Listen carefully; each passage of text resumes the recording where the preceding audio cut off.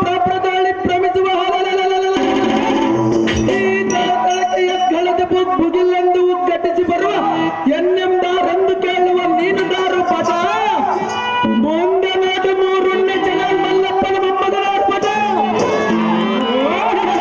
ದೇವ ನಾವು ದಾರಂದರೆ 8 ಮಂದಿ ಸುರಗಡೆ ಗಂಡಿ ಬಸಪ್ಪನ ಜಾತ್ರೆಗೆ ಹೋಗಲು ಆ ಜಾತ್ರೆ ಹೋಗಿ ಬರುವ ಈ 8 ಮಂದಿ ಸುರಗಡ್ಡ ಬಿದ್ದಾಗ ಮಾಮ ಪಿನ್ನ ಏರ್ಪಿನ ಕೊಡ್ತಾ ಸಮಯದಲ್ಲಿ ಆ ಸಮಯದಲ್ಲಿ ಬೆಳೆಯಲು ಮುದುಕಿನವಾಗಿ ಬಚ್ಚಿಕೊಂಡು ಬಂದ ಸಾರಥಿ ನಾನಲ್ಲವೇ ದೇವ ಏರ್ಪಿನ ಬರಬೇಕು ನಮ್ಮನಾಗಿದ್ದವ ಹೊಳಿರಿಯಲ್ಲ ಈ ಸಾರಥಿ ನಾವು ಧಾರಂದರೆ ದೇವನಾರು ದೇವ ಋತ್ವಗುಂಭಯಮಾನ ಎಣ್ಣೆಯ ಸಿಂಹನಾದಕ್ಕೆ ಈ ಪದವಿಯ ಎಡಬಿಡದ ಮುಸುಕಿ ಸಂಶಯ ಶಿಖರಗಳೆಲ್ಲ ಕ್ಷಣ ಮಾತ್ರದಲ್ಲ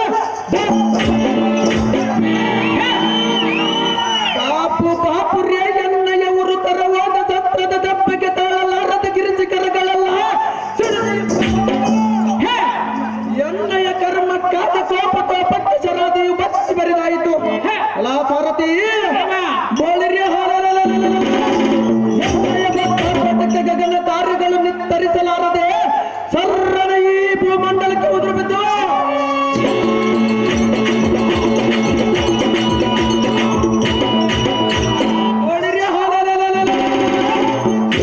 ಪರಕ್ರಮಿಯಾದ ತ್ರಿಜಗನ್ಮಂಡಲದ ಗಂಡುಗಲಿ ಎಂದು ಹೆಸರಂ ಪಡೆದ ನೊಡು ಪಾಂಡವನ ಮೋಹದ ಸುಕುಮಾರ ಸುಭದ್ರ ಅಮ್ಮನವರ ಗರ್ಭಾತ್ಯದಲ್ಲಿ ಜನಿಸಿದ ಸುಧಾಕರ 3 ಲೋಕದ ಮೀರಿದ ಸೂರನೆಂದು ಧೈರ್ಯಾತ್ಮರುಗಳು ಹತ್ತಿ ಸಾರುತ್ತಿರುವ ವೀರಾಭಿಮಾನ್ಯವೆಂದು ಡಂಡಳ ಎಂದ ಜಯಭೇರಿಯನ್ನು ಒಡಿಸುವಂತವನಾಗಲೇ ಸಾರಥಿ ಸಾರಥಿ ಎಂಬ ಜಾಣ ಒಡಿಸು ಜಯಭೇರಿ ಕ್ಷಣ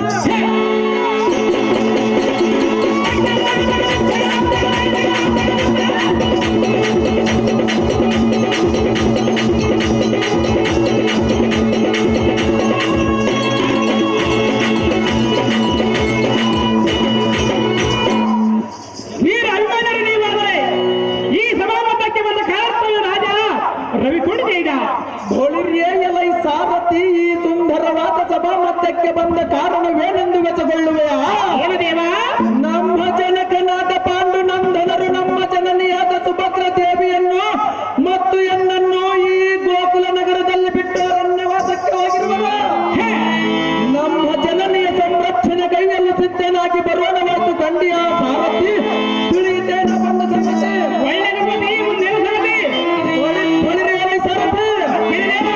ಎನ್ನ ಮನಸ್ಸು ಚಂಚಲವಾಗುತ್ತಿರುವುದು ಅದು ಅಲ್ಲಿ ಕಾಣುತ್ತಿರುವ ಉದ್ಯಾನವನಕ್ಕೆ ಚೂಟಿಯಿಂದ ರಥವನ್ನು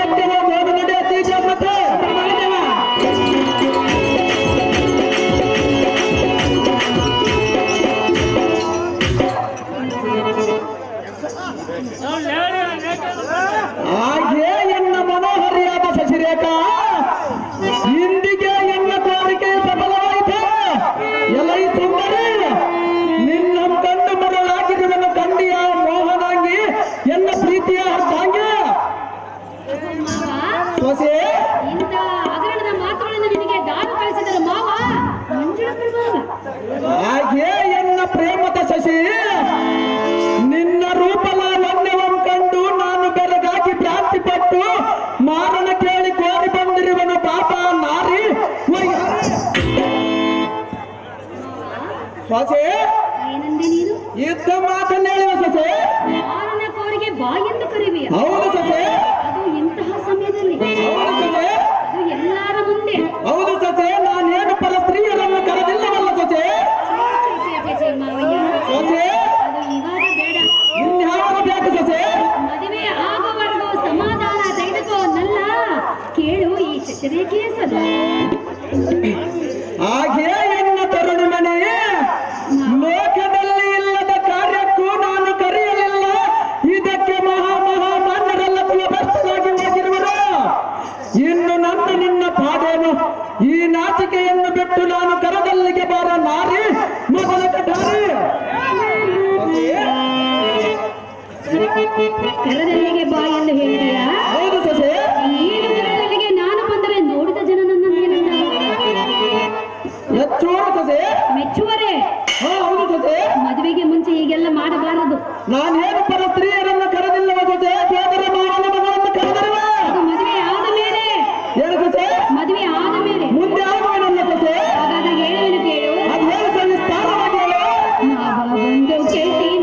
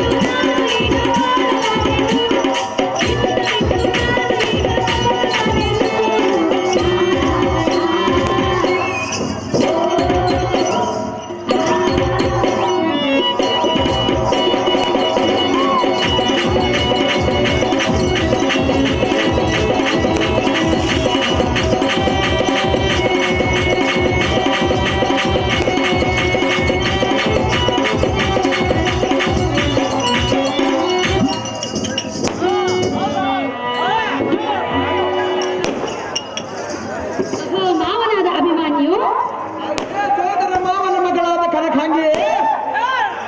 ಆ? ಇಲ್ಲವಲ್ಲ ಸುಂದರಿ. ಮಾವ ಸೊಸೆ, ಪ್ರೀತಿಯಿಂದ ಎನ್ನನ್ನು ನೋಡಿದರೆ ಆ ಕಡೆ ನೋಡಿದೆಯಲ್ಲ, ಯಾರಿರುವರು ಎಂದು ನೋಡಿದೆ. ನೀರು ಕುಡಿದಿರುವ ಸೊಸೆ. ಮಾವ, ಸೊಸೆ, ನಿನಗೇನೋ ಎನ್ನ ಮೇಲೆ ಪ್ರೀತಿ ಬಂದಿರುವುದೇನೋ ನಿಜ. ಹೌದು ಸೊಸೆ. ಆದ್ರೆ ವನ ವಿಹಾರ ಮಾಡಲು ಬಂದ ಎನ್ನನ್ನ ಈ ರೀತಿ ಕರೆಯುವುದು ನಿನಗೆ ತಕ್ಕವಾದ ನಡತೆಯಲ್ಲ. ಅಹೋನಲ್ಲ, ನಲ್ಲಿ ಈಗಾಗಲೇ ನಮ್ಮ ಮದುವೆಗೆ ನಮ್ಮ ಮಾತಾಪಿತರರು ಕೂಡ ಒಪ್ಪಿರುವರು. ಹಾಗಿರುವಾಗ ನೀನು ಅವಸರ ಪಡಬೇಡ ರಾಜ ರವಿಕೋಟಿ ತೇಜ. ಹಾಗೆ ಮೋಹನಾಂಗಿ, ಪ್ರಿಯ, ನಿನಗೂ ನನಗೂ ಭೇದವೇತಕ್ಕೆ ಈ ವನದ ಮಾನವರ ಸಂಚಾರವೇ ಇಲ್ಲ. ಇದು ಒಳ್ಳೆಯ ಸಮಯ. ಇನ್ನು ಎಂದಿಗೂ ಇಂಥ ಸಮಯ ಸಿಗುವುದಿಲ್ಲ ಕಂಡಿಯ ನಾರಿಮಣಿ. ಅಹೋ ಮಾವ, ಸೊಸೆ, ಕೇಳುವೆನು ಕೇಳು. ಅದೇನು ಚೆನ್ನಾಗಿ ಹೇಳು ಸೊಸೆ.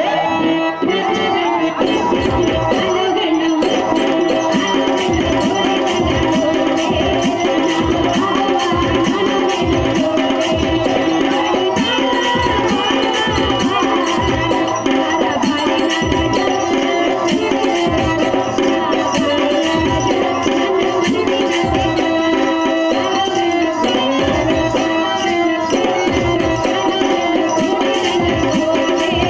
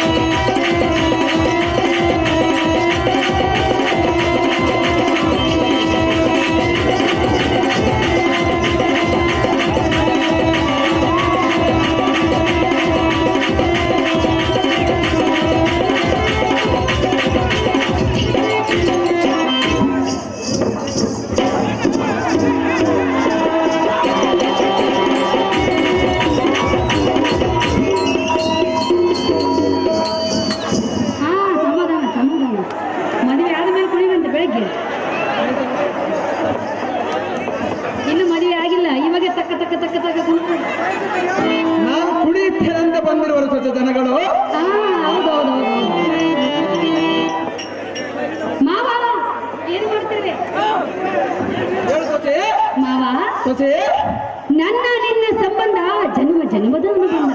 ಹೌದು ಸೊಸೆ ಇರುವುದು. ಈ ವಿಚಾರವ ಗೊತ್ತಿದ್ದರೂ ಇಷ್ಟೊಂದು ಅವಸರವೇತಕ್ಕೆ? ನಾವಿಬ್ಬರು ಇಲ್ಲಿ ನಿಂತಿರುವುದನ್ನ ಕಂಡು ಯಾರಾದರೂ ನನ್ನ ತಂದೆಯಾದ ಬಲರಾಮನ ಮುಂದೆ ಹೇಳಿದರೆ ನನ್ನನ್ನು ಪುರವನ್ನು ಬಿಟ್ಟು ಹೊರನೂಕಿಸುವನು. ಅದು ಎಂದಿಗೂ ಸಾಧ್ಯವಿಲ್ಲ ಸೊಸೆ. ಆದ್ದರಿಂದ ಒಳ್ಳೆ ಮುಹೂರ್ತದ ಲಗ್ನವಾಗುವವರೆಗೂ ಸಮಾಧಾನ ತಂದುಕೋನಲ್ಲ. ಕೇಳು ಈ ಶ್ರೀಗೀಸಲ್ಲ. ಹಾಗೇ ಇಂದು ಮುಖಿ ನಿನ್ನ ಮದ ನಡುವಿನ ವೈಹಾರದ ಸಡಗರ ಸಂಪು, ನಿನ್ನ ಮನದ ಕೆಂಪು, ನಿನ್ನ ತುಟಿಗಳು ತೊಂಡೆ ಹಣ್ಣಿನಂತೆ ಬಹು ಕೆಂಪು. ಸುಂದರಿ, ನಿನ್ನ ಹಲ್ಲುಗಳು ದಾಳಿಂಬೆ ಹಣ್ಣಿನಂತೆ, ನಿನ್ನ ಕೆನ್ನೆ ಮಾವಿನ ಹಣ್ಣಿನಂತೆ, ನಿನ್ನ ಮೂಗು ಸಂಪಿಗೆ ಹೂವಿನಂತೆ. ಸುಂದರಿ, ನಿನ್ನ ಕಣ್ಣುಗಳು ಕಮಲದ ಹೂವಿನಂತೆ, ನಿನ್ನ ಕಣ್ಣ ಉಪ್ಪುಗಳು ಕಾಮನ ಬಿಲ್ಲಿನಂತೆ, ನಿನ್ನ ಕೇಶರಾಶಿಯು ಸಮುದ್ರದ ಅಲೆಗಳಂತೆ. ಅವೇ ಸುಂದರಿ, ಇವುಗಳಿಗೆ ಮನಸೋತು ಮರಳಾಗಿ ಕಾಮ ತಲೆಗೇರಿತು ನಾನಂತ ಸೈರಿಸಲಿಸಕ್ಕೆ ಬೇಕು. ಇಲ್ಲವಾದರೆ ಜನರ ಅಪನಿಂದನೆಗೆ ನಾವು ಗುರಿಯಾಗಬೇಕಾಗುತ್ತೆ. ಅದು ಎಂದಿಗೂ ಸಾಧ್ಯವಿಲ್ಲ ಸೊಸೆ. ಅಹೋ ರಾಜ, ಸೊಸೆ ನಾವಿಬ್ಬರು ಪ್ರಾಯಕ್ಕೆ ಬಂದ ಗಂಡು ಹೆಣ್ಣು. ಪ್ರಾಯಕ್ಕೆ ಬಂದ ಗಂಡು ಹೆಣ್ಣು ಇಂತಹ ವನವಿಹಾರದಲ್ಲಿ ಒಂಟಿಯಾಗಿ ನಿಂತರೆ ನೋಡಿದ ಜನರು ನಮ್ಮ ಬಗ್ಗೆ ತಪ್ಪು ತಿಳಿದುಕೊಳ್ಳುವರು. ಅದು ಯಾತಕ್ಕೆ ತಪ್ಪು ತಿಳಿದುಕೊಳ್ಳುವರು ಸೊಸೆ? ವಯಸ್ಸಿಗೆ ಬಂದ ಗಂಡು ಹೆಣ್ಣು ನಿಂತರೆ ನೋಡಿದ ಜನ ತಪ್ಪು ತಿಳಿದುಕೊಳ್ಳುವುದಿಲ್ಲವೇ? ಅದು ಎಂದಿಗೂ ಸಾಧ್ಯವಿಲ್ಲ ಸೊಸೆ. ಸೋದರ ಮಾವನ ಜೊತೆಗೆ ಇರುವಳೆಂದು ಭಾವಿಸಿರುವ ಸೊಸೆ. ಅಹೋ ಮಾವ, ಸೊಸೆ ನಾನೆಂದಿದ್ದರು ನಿನಗಾಗಿ ಅಲ್ಲವೇ? ಹೌದು ಸೊಸೆ. ಮದುವೆಯಾಗುವುದು ಸುಧಾರಿಸಿ. ಅಲ್ಲಿವರೆಗೂ ತಾಳುವುದಿಲ್ಲ ಸೊಸೆ. ಹಾಗಾದರೆ ಹೇಳುವೆನು ಕೇಳು. ಅದು ಹೇಳು ಚೆನ್ನ ಹಾಗೆ ಹೇಳು ಸೊಸೆ.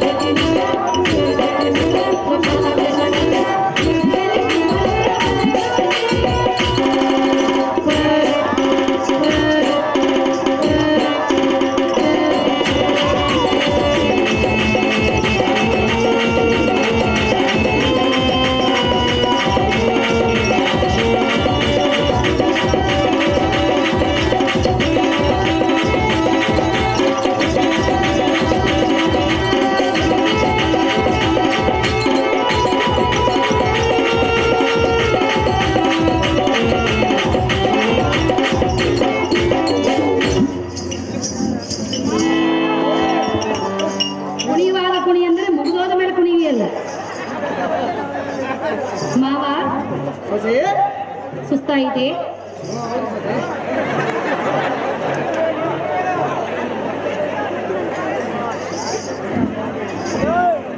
ಅಹೋ ಮಾವನಾದ ಅಭಿಮಾನ್ಯು, ಅಹೋ ಸೋದರ ಮಾವನ ಮಗಳಾದ ಕನಕಾಂಗಿಯೇ, ಇಂತಹ ವನವಿಹಾರಕ್ಕೆ ಬಂದ ಸಮಯದಲ್ಲಿ ಮದನನ ಕೂರಿಗೆ ಬಾ, ಈ ಪ್ರೀತಿಯು ನನಗೆ ಸಹಿಸಲಾಗುತ್ತಿಲ್ಲವೆಂದು ಹೇಳಿದೆಯಲ್ಲ. ಹೌದು ಸುಂದರಿ. ಒಂದು ಹೆಣ್ಣಾದ ನಾನು ಯಾವ ಕಾರಣಕ್ಕೂ ನಿನ್ನ ಮಾತನ್ನ ಯಾತಕ್ಕೆ ಒಪ್ಪುವುದಲ್ಲ ಸೊಸೆ? ಅಹೋನಲ್ಲ, ಸೊಸೆ ಒಂದು ಗಂಡಾದ ನೀನು ಏನು ಬೇಕಾದರೂ ಮಾಡಬಹುದು. ಹ. ಆದರೆ ಹೆಣ್ಣಾದ ನಾನು ಹಿರಿಯರ ಸಮ್ಮುಖದಲ್ಲಿ ಲಗ್ನವಾಗುವವರೆಗೂ ಶ್ರೇಯಸ್ಸಾಗಿ ಇರುವುದು ನನ್ನ ಹೆಣ್ಣಿನ ಧರ್ಮ. ನಾನು ಹಿರಿಯರ ಸಮ್ಮುಖದಲ್ಲಿ ಲಗ್ನವಾಗುವ ಸುಂದರ ಮುಂದೆ ಅಹೋನಲ್ಲ, ಸೊಸೆ ನಿನ್ನ ಪ್ರೀತಿಯನ್ನು ಇಂದಲ್ಲ ಮುಂದೊಂದು ದಿನ ನೆರವೇರಿಸುವೆನು. ಹ. ಅಲ್ಲಿಯವರೆಗೂ ಸಮಾಧಾನವಾಗಿರು ಮಾರರೂಪ ಅಮಿತ ಪ್ರತಾಪ. ಹಾಗೆ ಎನ್ನ ಪ್ರೇಮದ ಸುಂದರಿ ಮದನನ ತಾಪಕ್ಕೆ ತಾಳಲಾರದ ನಾನು ಎಷ್ಟು ಬೇಡಿದರೂ ನಿನ್ನ ಮನಸ್ಸು ಕರಗದೆ ಕಠಿಣ ವಹಿಸಿದೆಯೇ?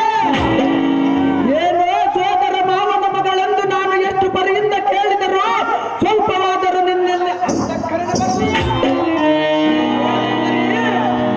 ಎನ್ನಂ ಕಡೆ ಗಣ್ಣಿನಿಂದ ನೋಡಿದೆ. ಮನ್ಮಥನ ಕೇಳಿಯೇ ಬೆರೆತು ರತಿ ಸುಖವಂತೋರಿ ಸಂತೋಷ ಪಡಿಸೆಂದು ಕೇಳಿಕೊಳ್ಳುವರ ರಾಣಿ ಪಡಿಬೇಡ.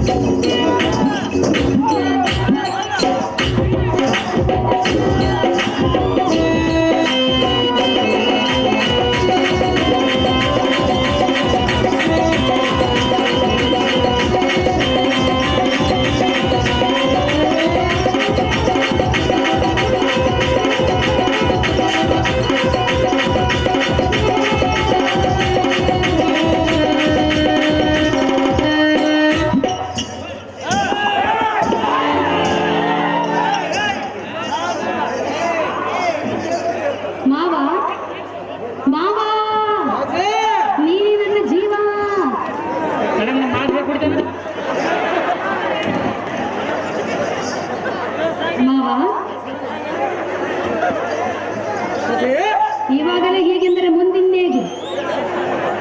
ಹೇಳು ಸೊಸೆ. ಮಾವನಾದ ಅಭಿಮಾನ್ಯು, ಸೋದರ ಮಾವನ ಮಗಳಾದ ಶಶಿರೇಖಾ, ಪ್ರಾಯಕ್ಕೆ ಬಂದ ನಾವು ಇಷ್ಟೊಂದು ಆತರ ಪಡುವುದು ಇದು ನಮಗೆ ಒಳಿತಲ್ಲ. ಅದು ಯಾತಕ್ಕೆ ನ್ಯಾಯವಲ್ಲ ಸೊಸೆ? ತಂದೆಯಾದ ಬಲರಾಮನು ಬಹು ಕೋಪಿಷ್ಟನು. ನಾವಿಬ್ಬರು ನಿಂತು ಇಲ್ಲಿ ಮಾತನಾಡುವುದನ್ನ ಯಾರಾದರೂ ತಂದೆಯಾದ ಬಲರಾಮನ ಮುಂದೆ ಹೇಳಿದರೆ ನಮ್ಮನ್ನೇನು ಮಾಡುವನು ಸೊಸೆ? ನನ್ನನ್ನ ತುಚ್ಚ ನುಡಿಗಳಿಂದ ಬೈಯುವನು. ಅದು ಎಂದಿಗೂ ಬರೆಯುವುದಿಲ್ಲ ಸೊಸೆ. ಸೋದರ ಮಾವನ ಮಗಳು ಸೋದರ ಮಾವನ್ನ ಇಷ್ಟಪಟ್ಟಿರುವಳೆಂದು ಖುಷಿ ಆಗುವನು ಸೊಸೆ. ಮಾವ ಸೊಸೆ ಎಂದಿದ್ದರೂ ನಾನಿನಗೆ ನೀ ನನಗೆ ಎಂದು ಬಲ್ಲವರು ಈಗಾಗಲೇ ನಿಶ್ಚಯ ಮಾಡಿರುವರು.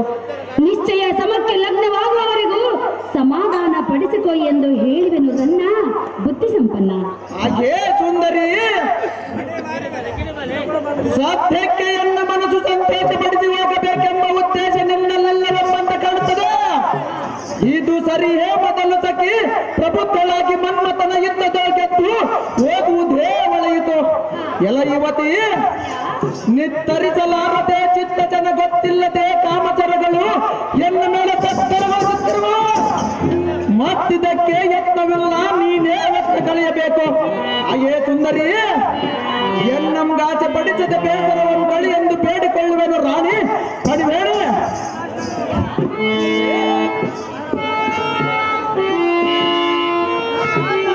ಮಾವ ಸಮಾಧಾನ ತೆಗೆದುಕೋ ಸ್ವಲ್ಪ.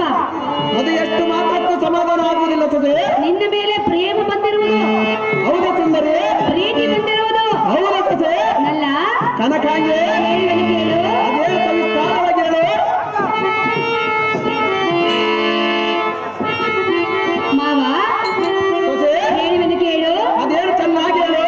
ಅಂದಗಾರ ಚಂದಗಾರ ಮಾತಿನಲ್ಲಿ ಬಲುವದುಗಾರ ಕಾಡು ನನ್ನ ಗಂಭೀರ ಕಾಡು ಬೇಡ ಸರದಾರ ಕಾಡು ನನ್ನ ಗಂಭೀರ ಕಾಡು ಬೇಡ ಸರದಾರ ಅಂದಗಾರ ಚಂದಗಾರ ಮಾತಿನಲ್ಲಿ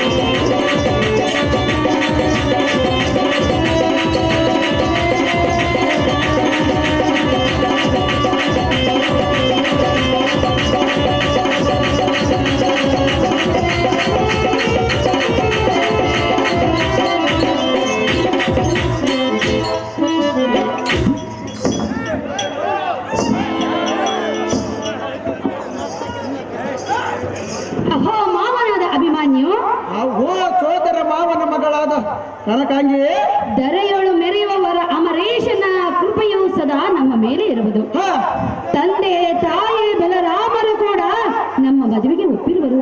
ಹ ತಾಯಿ ಸುಭದ್ರ ಮಾತೆ ಶ್ರೀಹರಿಯ ಆಶೀರ್ವಾದವು ಎಮ್ಮ ಮೇಲೆ ಇರುವಾಗ ನಮ್ಮಿಬ್ಬರ ಸಂಬಂಧವನ್ನ ಯಾವ ದೂರ ಮಾಡಲು ಸಾಧ್ಯವಿಲ್ಲ. ಆದ್ದರಿಂದ ಒಳ್ಳೆಯ ಮುಹೂರ್ತದಿಂದ ಹಿರಿಯರ ಸಮ್ಮುಖದಲ್ಲಿ ತಾಳಿ ಕಟ್ಟುವವರೆಗೂ ಸ್ವಲ್ಪ ನಿಧಾನಿಸಿ ಯೋಚಿಸಿ ನೋಡೆಂದು ಬೇಡಿಕೊಳ್ಳುವೆನು. ಕಾಂತ ಹಾಗೇ ಎನ್ನ ಬಡ ನಡುವಿನ ರಾಣಿ, ಬಿಡಿ ಮಾತುಗಳಿಂದ ಸಮಾಧಾನ ಪಡಿಸಿ ಹೋಗಬೇಕೆಂದರೆ ನಾ ಬಿಡುವುದಿಲ್ಲ. ತಡೆ ಮುಂದಕ್ಕೆ ಹೋಗಬೇಡ. ನಿನ್ನ ಮೇಲಿನ ಮೋಹದಿಂದ ತಾಪ ಹೆಚ್ಚಾಗಿದೆ, ಹೃದಯ ಬಂದಾಗಿದೆ. ಹಾಗೇ ಸುಂದರಿ, ಒಂದು ಹೊರಗಳಿಗೆ ಎಂಬುದು ಒಂದು ಯುಗವಾಗಿ ಕಾಣುವುದು. ನಾನು ತಡೆಯಲಾರೆ, ಮುಂದೇನು ಕತೆ ಪೇಳು ಚಾನೆ ತಡೆಯಲಾರೆ, ನಿನ್ನ ತಡೆಯಲಾರದೆ. ಅದೇ ಸವಿಸ್ತಾರವಾಗಿ ಹೇಳು.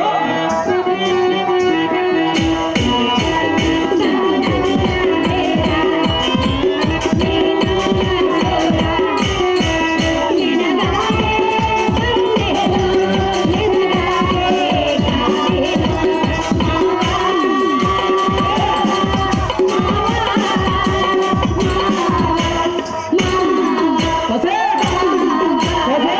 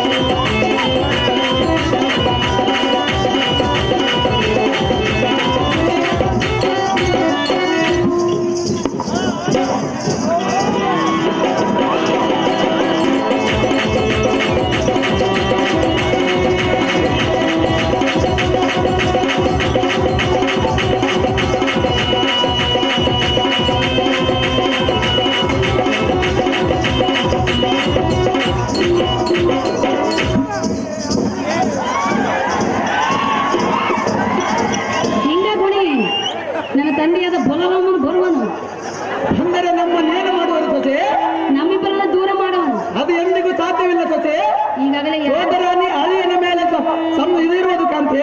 ಈಗಾಗಲೇ ಯಾರ್ಯಾರು ಹೋಗಿ ನೋಡಿ ಚಾಡಿ ಇಟ್ಟಿರುವರು ಏನೋ ಯಾರಾದರೂ ನೋಡುವರು ಸೊಸೆ. ಈಗಾಗಲೇ ನಮ್ಮಿಬ್ಬರನ್ನು ನೋಡಿರುವರಲ್ಲವೇ? ನೋಡಲಿ ಸೊಸೆ. ಎಲ್ಲಿ ನಮ್ಮ ಅಪ್ಪನ ಮುಂದೆ ಹೇಳಿರುವರು? ಹೇಳಲಿ ಬಿಡು ಸೊಸೆ. ನನಗೆ ಭಯವಾಗುತ್ತಿರುವುದು. ಅದು ಯಾತಕ್ಕೆ ಭಯ ಸೊಸೆ? ನಾನಿರುವಾಗ ನನ್ನ ಎದೆ ನೀನು ಇರುವುದರಿಂದಲೇ ಅದು ಭಯವಾಗುತ್ತಿರುವುದು. ಎಂದಿಗೂ ಭಯ ಪಡಬೇಡ ಸೊಸೆ. ಅಹೋ ಮಾವನಾದ ಅಭಿಮನ್ಯು, ಅಹೋ ಸೋದರ ಮಾವನ ಮಗಳಾದ ಶಶಿರೇಖಾ, ಈಗಾಗಲೇ ನಮ್ಮೊಬ್ಬರ ಪ್ರೀತಿಗೆ ತಂದೆಯಾದ ಬಲರಾಮನು ಒಪ್ಪಿರುವನಲ್ಲವೇ? ಮಾವಯ್ಯ, ಸೊಸೆ ಹೀಗಿರುವಾಗ ನಾವೀತಕ್ಕೆ ಅಂಜಬೇಕು, ಅಳಬೇಕು. ವನವಿಹಾರಕ್ಕೆಂದು ಬಂದ ನಾವು ವನವಿಹಾರವನ್ನು ಮುಗಿಸಿಕೊಂಡು ನಮ್ಮ ಅರಮಂದಿರಕ್ಕೆ ಸುರಕ್ಷಿತವಾಗಿ ತೆರೆಯುವುದು ಒಳ್ಳೆಯದಲ್ಲವೇ ರಾಜ ಕುಲಕೋಟಿ ತೇಜ? ಹೇ ಸಖಿ ಸುಪ್ರಾಂತಮುಖಿ, ಹಾ, ಈಟಕ್ಕು ಮಾತುಗಳನ್ನು ಎಲ್ಲಿಂದ ಕಲಿತೆ? ನೀನೇ ಕಲಿಸಿರುವುದು. ತಂದೆ ತಾಯಿಗಳ ಅನುಮತಿಯಿಂದ ನಾನು ನೀನು ಕಲಿಯುವುದೆಂದಿಗೂ ಇದೆಲ್ಲ ಹುಚ್ಚು ಮಾತು. ಹಾ, ಸದ್ಯಕ್ಕೆ ಕೈಗೆ ಸಿಕ್ಕ ಫಲ ಅನುಭವಿಸದೆ ನಾನು ಎಷ್ಟು ಮಾತ್ರಕ್ಕೂ ಬಿಡುವುದಿಲ್ಲ. ನಿನ್ನ ಗಟ್ಟಿಯಾಗಿ ಬಿಡುದು ಎನ್ನ ಮನೋಭಿಷ್ಟೆಯನ್ನು ತೀರಿಸಿಕೊಳ್ಳುವರು. ಹಾಗೇ ನಾರಿ ಒಡಂಬಟ್ಟು ರತಿ ಮನಗೊಟ್ಟರೆ ಸರಿಯಾಯಿತೆ ನಿನ್ನ ಹಗನಿತ ಮಾತಿಗೆ ಇಷ್ಟಪಡುವನಲ್ಲ ಕಾಮಿನಿ, ಕಲಾಂತ ಕಾಮಿನಿ. ಮಾವ, ಸೊಸೆ, ಇಷ್ಟೊಂದು ಹಠ ಮಾಡೋದು ತರವಲ್ಲ. ಯಾತಕ್ಕೆ ತರವಲ್ಲ ಸೊಸೆ? ಸುಮ್ಮನೆ ಅರಮಂದಿರಕ್ಕೆ ಹೋಗೋಣ ಬಾ. ಎಂದಿಗೂ ನಿನ್ನನ್ನು ಬಿಟ್ಟು ಹೋಗುವುದಿಲ್ಲ ಸೊಸೆ. ಹಾಗಾದ್ರೆ ಹೇಳುವೆನು ಕೇಳು. ಹೇಳು, ಚೆನ್ನಾಗಿ ಹೇಳು. ಅಭಿಮನ್ಯು, ಶಶಿರೇಖಾ, ಹೇಳುವೆನು ಕೇಳು. ಚೆನ್ನಾಗಿ ಹೇಳು.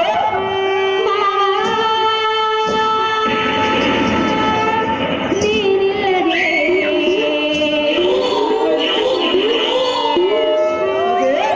ಕ್ಷಣವೋ ನಾ ಬದುಕಿನೇ. ಮಾವ, ದಿನ ದಿನ ಬಳಲೆ ಬೆಂಡಾದಿನ.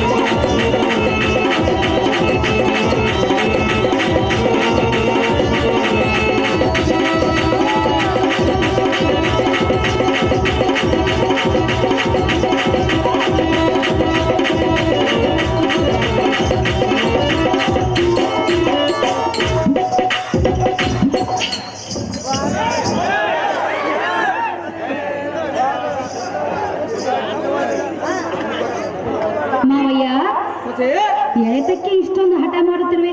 ಏನಿಲ್ಲ ಹೋಚಾರ ಸೊಸೆ, ಪ್ರಾಯದ ಹುಡುಗನಾದ ನೀನು ಹಠ ಮಾಡೋದು ತರವಲ್ಲ. ಅದಕ್ಕೆ ಪ್ರಾಯವಾಗಿರೋ ಹುಡುವಾಗಿರುವ ನಿನ್ನನ್ನು ಸಂತೋಷ ಪಡಿಸಕ್ಕೆ ಬಂದಿರುವೆನ. ದುಡುಕು ಮಹಾ ಕೆಡುಕು, ಅದು ಎಂದಿಗೂ ಸಾಧ್ಯವಿಲ್ಲ ಸೊಸೆ. ಈ ವಯಸ್ಸಿನಲ್ಲಿ ನಾವು ದುಡುಕಿದರೆ ಮುಂದೆ ಪಶ್ಚಾತ್ತಾಪ ಪಡಬೇಕಾಗುತ್ತದೆ. ಎಂದಿಗೂ ಸಾಧ್ಯವಿಲ್ಲ ಸೊಸೆ. ಸೊಸೆ, ಹೆಣ್ಣಾದ ನಾನು ಯಾವ ಕಾರಣಕ್ಕೂ ನಿನ್ನ ಮಾತನ್ನು ಒಪ್ಪುವುದಿಲ್ಲ. ಮದುವೆಯಾದ ನಂತರ ನೀನು ಹೇಗೆ ಹೇಳುವೆಯೋ ಹಾಗೆ ಕೇಳುವೆನು. ಈಗ ನಾನು ರತಿಸುಖವನ್ನು ನಿನಗೆ ಕೊಡಲಾರೆನ ಮಾವ, ಮಂಜುಳ ಪ್ರಭಾವ.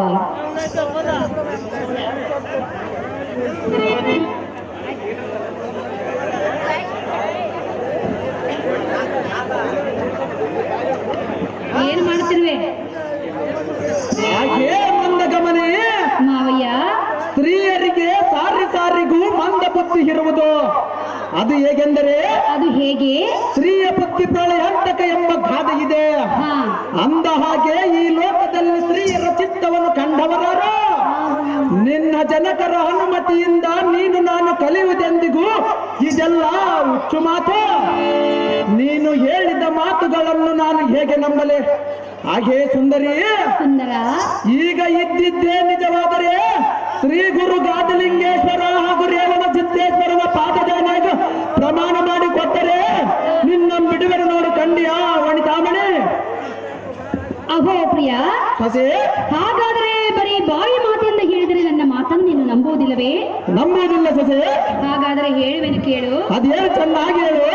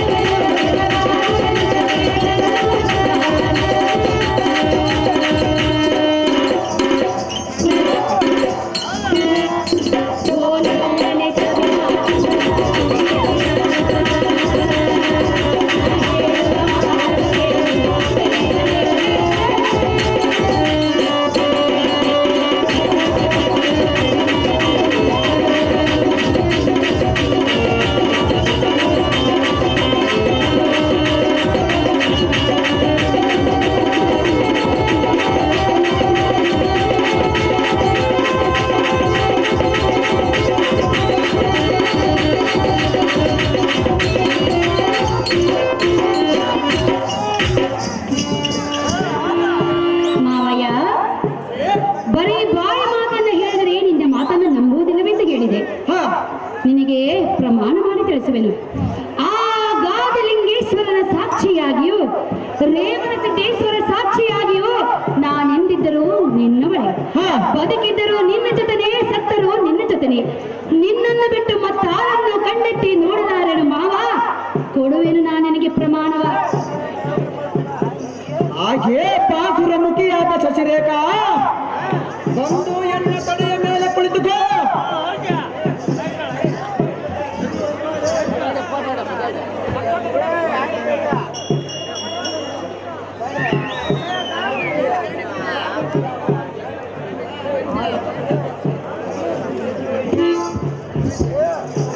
ಒಂದು ಮುತ್ತನಾದರೂ ಕೊಟ್ಟು ಎನ್ನ ಮನಸ್ಸು ಸಂತೋಷಪಡಿಸ.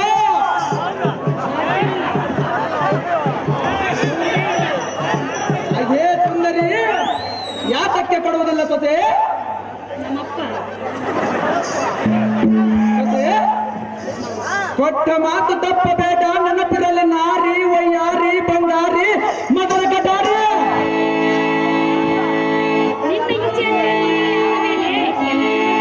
ಸೊಸೆ, ಇನ್ನು ಎನ್ನ ಮನಸ್ಸು ಸಂತೋಷವಾಗಿಲ್ಲ, ಇನ್ನ ಒಂದು ಸಾಂಗಾರ ಸೊಸೆ.